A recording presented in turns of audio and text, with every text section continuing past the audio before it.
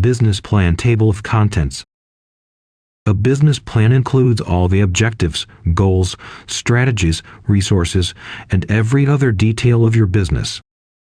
To arrange them, all you need a business plan table of contents. Now let's understand why you should add a table of content to your business plan. A table of contents acts as an executive summary for the entire document. It gives an overview of the scope of your business to readers. A table of contents will help the reader go to any specific section they want. It will convey that you have paid attention to the smallest things while drafting your business. It is essentially a summary of the entire document that acts as a roadmap of your business activities. When asking for funding, a table of contents helps investors to study your business in depth. Check out the table of contents sample for better visual understanding.